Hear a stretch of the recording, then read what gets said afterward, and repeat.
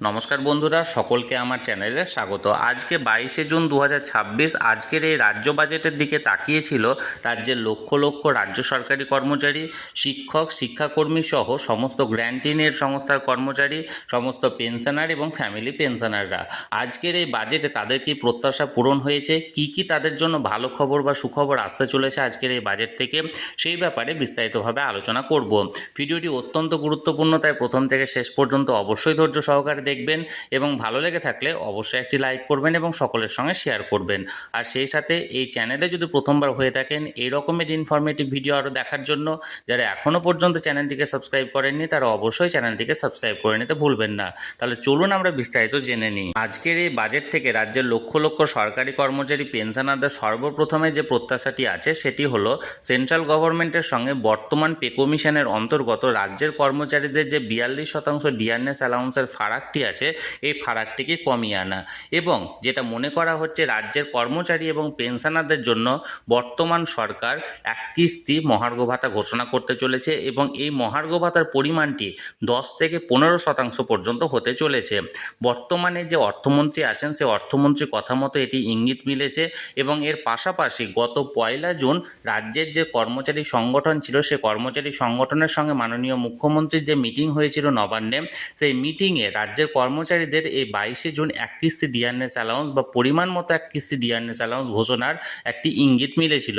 এবং স্বাভাবিকভাবে সর্বপ্রথমে যে আশাটি করা হচ্ছে সেটা হচ্ছে রাজ্যের সরকারি কর্মচারী এবং পেনশনারদের জন্য আগামী 1 জুলাই 2026 থেকে অন্ততপক্ষে 10 থেকে 15% অ্যালাউন্সের একটি পার্সেন্টেজের একটি ডিয়ারনেস অ্যালাউন্স ঘোষণা করা, এবং এটি ঘোষণা করা হতে পারে আজকের এই বাজেট থেকে। এরপর এই বাজেট থেকে লক্ষ লক্ষ সরকারি কর্মচারী এবং পেনশনারদের দ্বিতীয় যে প্রত্যাশাটি আছে সেটি হলো সুপ্রিম কোর্টের নির্দেশ মতো যে পঞ্চম বেতন কমিশনের বকেয়া ডিএ এরিয়ার যে এরিয়ারটি যে রাজ্য সরকারি কর্মচারী এবং পেনশনারদের 2016 থেকে 2019 পর্যন্ত প্রদান করা হলেও যে সমস্ত গ্র্যান্টিনের সংস্থার কর্মচারীরা আছেন, বিশেষ করে শিক্ষক, শিক্ষাকর্মী বা পঞ্চায়েতের কর্মী বা লাইব্রেরির কর্মী, এনাদেরকে এখনও পর্যন্ত এই ডিএ এরিয়ার বাবদ কোনো টাকা প্রদান করা হয়নি।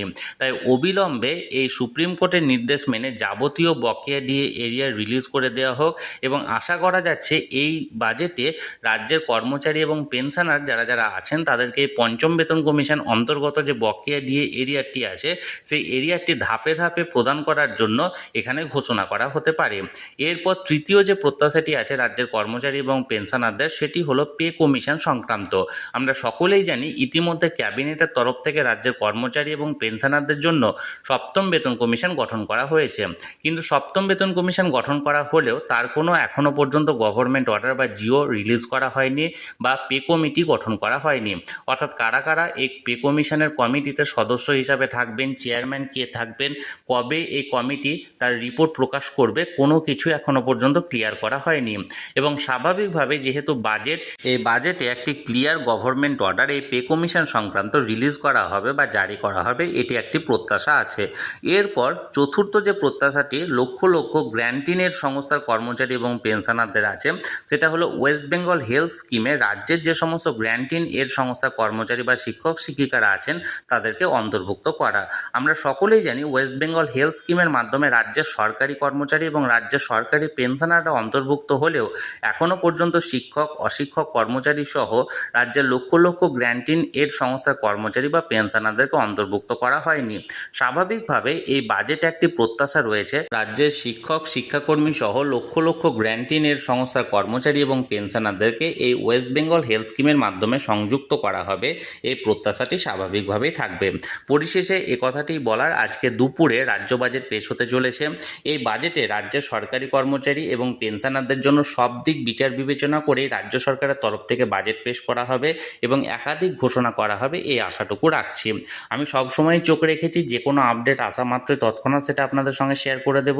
তাই যারা এখনও পর্যন্ত চ্যানেলটির সঙ্গে যুক্ত নেই অবশ্যই চ্যানেলটিকে সাবস্ক্রাইব করে চ্যানেলটির সঙ্গে যুক্ত হয়ে যান। আর এই ভিডিওটি ভালো লেগে থাকলে অবশ্যই একটি লাইক করুন এবং সকলের সঙ্গে শেয়ার করুন। আর সেই সাথে যারা এখনও পর্যন্ত চ্যানেলটিকে সাবস্ক্রাইব করেনি তারা অবশ্যই চ্যানেলটিকে সাবস্ক্রাইব করে রাখুন। ধন্যবাদ, দেখা হচ্ছে পরের ভিডিওতে।